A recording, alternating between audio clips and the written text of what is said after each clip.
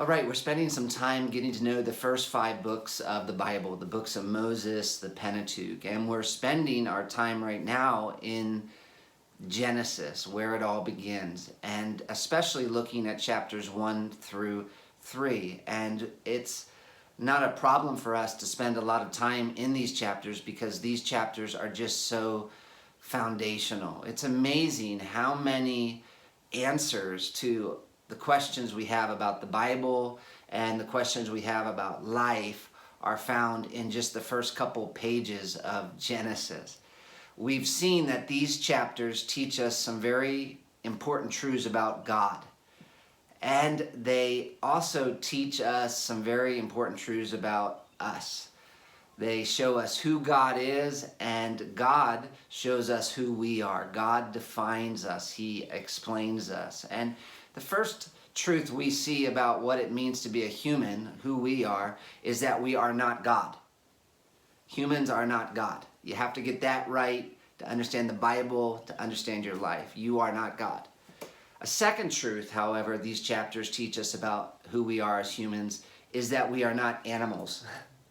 There is something that we have in common with the animals in that we are both in the category of created beings, but there is also a distinction that is made between us and animals, and that is very clear in the first chapter of Genesis. Genesis 1 is a very carefully constructed chapter. Everything God's doing in this chapter is clearly leading to something. As one man writes, what's it leading to? He says, this text clearly has a goal to which everything is directed, namely the creation of humanity on the 6th day. There's something special about being a human. We see several hints that humanity is the goal of creation throughout this text. First of all, you can notice the difference in how the creation of man is introduced. It's like everything slows down, it pauses. Moses has been speaking very directly, and now he begins to use poetry instead. Then in verse 27, Moses talks about God creating man 3 times in just a few words, and these are all ways of hinting to us that what he's talking about here is very important. It's like what's happening in days 1 to 5 is that God the Creator is preparing the land as a home. And as he keeps saying, it's good, it's good, it's good, we're asking, it's good for what? And the answer is that it's a good place for God's people to live. God's made an amazing world, and he sets man down in the middle of it, whom he intends to use as a means of blessing his creatures. It's a great privilege, this means. It's a great privilege to be a human being. There's something glorious about what God intends to do with us. And that's part of the purpose of Genesis 1. As we're looking at this passage, God's creating all these things, and it's very quick, but in Genesis 1, 26 to 28, God slows down, and he says that he's making man in his image and his likeness. We alone are made in the image of God. We're like everything else in that we are created, but we're unlike everything else in that we've been made in the image of God. And this idea of being made in the image of God is very important. What do you think it means? What does it mean to be made in the image of God? Obviously, to answer that question, well, we need to look carefully at what Moses says. For example, look again at Genesis chapter 1, verse 26. What does God say he wants man to do after he says he's going to make man in his image and in his likeness? He says, let us make man in our image after our likeness, and let them have dominion over the fish of the sea, and over the birds of the heaven, and over the livestock, and over all the earth, and over every creeping things that creeps on the earth. So God created man in his own image. After talking about creating man in his image, he talks about man exercising dominion. What does it mean to exercise dominion? To rule, really. It's a strange word. It's to be a king, you might say. Now you go down a little further to verse 28. After all this talk about creating man in his image, what command does God give man here? God blessed them, that's first, and then God said to them, be fruitful and multiply and fill the earth and subdue it and have dominion over the earth. And so let's think a little bit about what it means to have dominion, what it means to rule, what it means to subdue. Obviously, ruling's not a way we normally think of what we do on a daily basis. Someone asks you, what are you going to do today? I'm going to rule. That sounds strange, but what does the word rule tell us? It tells us there's something we're supposed to exercise power over. We've seen how up to this point God's been exercising power over the created order, but now humans are called to do something that's a reflection or an image of what God's doing. God's been making the world that he wants, not disordered, not chaotic, but reliable and ordered so that life can flourish. And we as humans are now being given authority over dirt and over horses and over cows and over all these other created things so that life in this world can flourish. Subdue is a little bit of a strange word as well, rule and subdue. It means to make something what it's supposed to be. So if you have a farm, what happens if you don't subdue it? You don't have any vegetables. If you're going to have a harvest, you have to make the ground do something that it wouldn't naturally do. And that's what it means to be made in the image of God. Humans are to bring God's will and intention to this world to make it a place where people can flourish and God can be glorified. This is what it could be. This is how I can make it that. And this is me doing that. When God commands humans to rule and subdue, he's calling them to act as his representatives. God wants this world to be a place where life flourishes and multiplies, and that's going to require humans taking action. And when humans do that, they are said to be the image of God. Now, what is an image? That's a second way we can understand what it means to be made in the image of God. First, we look at the context. Okay, it has something to do with ruling and subduing. Now, let's think about the word itself. The word image is used 17 times in the Old Testament. 4 times it's used exactly this way, the image of God. 6 times it's used as the physical representation of other gods. In other words, an idol. Throughout the Old Testament, God repeatedly tells people never to make images of him, but the whole story of the universe begins with God making an image of himself. Now, this is something ancient kings would do, actually. In the ancient world, a king would sometimes set up an image of himself in a far-off province, and it was a way of him saying, this belongs to me. It reminded people of the king and what the king was like, which is a little like what we as humans are intended to do. We've been placed in this world to point people back to God, as someone has explained.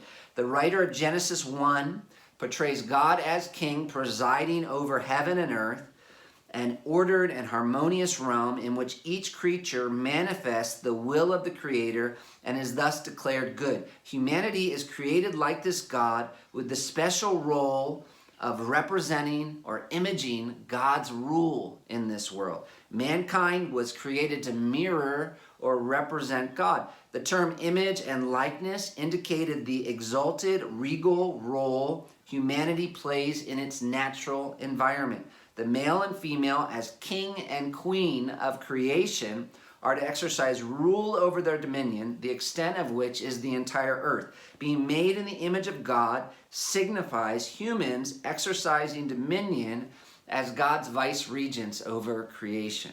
This is huge. And as you can see, we're getting some of the basic building blocks for understanding the biblical story. First, there's God the Creator creating this good world for man to enjoy. Then there's man made in the image of God and given certain responsibilities to represent God in this world through subduing and ruling and exercising dominion over it. Now let me give you one more building block. If you fast forward to day 7, we read what happened on day 7 at the beginning of chapter 2. Look at Genesis chapter 2, verses 1 through 3, and see if you can kind of summarize what stands out to you from this passage. Moses says, "Thus the heavens and earth were finished, and all the host of them. And on the seventh day, God finished his work that he had done, and he rested on the seventh day from all his work that he had done. So God blessed the seventh day and made it holy because on it God rested from all his work that he had done in creation. There's a very important word in verse 3. It's the word rest. God blessed the seventh day. God made it holy because on it God rested from all his work. And we'll find that word coming up over and over again as we continue to read Scripture. But what does it mean here? Because obviously God's not sleeping. I think perhaps the idea is enjoying. On the seventh day, God enjoyed all his work. And you'll notice there's no morning and evening mentioned there. That's something different from all the previous days. And it's not because there weren't going to be any more days after day 7, but instead because this was how it was supposed to be forever. This was the plan, rest. Man and God enjoying creation together perfectly forever. Now maybe we can take this one step further, moving from chapter 1 to chapter 2. In chapter 1, God's building something and he's calling man to participate with him in building something. But what is God building? And what was man supposed to be building? That's the question. I think chapter 2 answers that.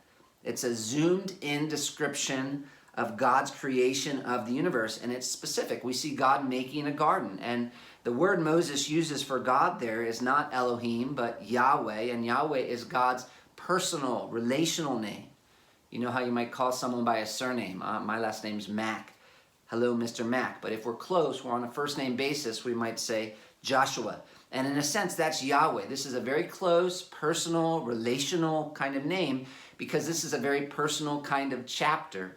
Chapter 2 is all about God placing man in this garden, which we call the Garden of Eden, the Garden of Delight. And I think looking at it a little more closely helps you understand what God's doing with man in this world. Because what's a garden? The whole world wasn't a garden originally. It was a place in Eden, this garden. And it was a very special place. And one way we see how special it was is in Moses' description of the rivers that flow out of it. Rivers represent life, places of abundant life. But even more significant than that, the Garden of Eden was a kind of temple. Or maybe we should say temples. Later temples were kinds of gardens of Eden. As one author explains, the Garden of Eden is not viewed by the author of Genesis as simply a piece of Mesopotamian farmland, but as a sanctuary. That is a place where God dwells and where man should worship him. In other words, the Garden of Eden was a unique place where man could enjoy God's special presence. And in verse 15 of chapter 2, God gives man a special charge. He says man was to work the garden and keep it, which sounds a lot like gardening to us, but you know how those words are used in other places in the Pentateuch. They're used to describe the priest's duties. One man explains, this strongly suggests that the man's work is priestly in nature rather than agricultural. The man is appointed first and foremost as a guardian of sacred space. And then you remember, of course, from chapter 1, the charge to fill the earth and subdue it. One scholar explains, the charge to Adam to fill the earth and subdue it is a priestly charge to expand the borders of Eden so that God's habitable dwelling will be over the whole earth. Thus the glory of Yahweh will cover the earth as the waters cover the sea. What's God planning? He's planning on using man to make the whole earth a place for him to dwell with them in a special, perfect relationship. Again, quoting, underlying the creation of the earth is God's desire to make a dwelling place for himself.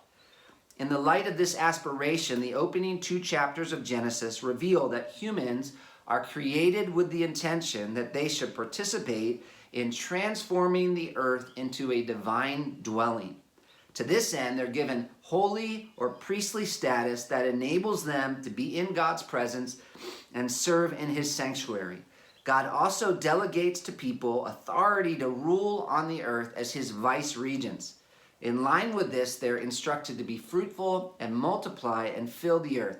Behind these commands lies the expectation that an ever-growing human population of royal priests will create a magnificent temple city which will eventually fill the earth, which is a pretty exciting start, right?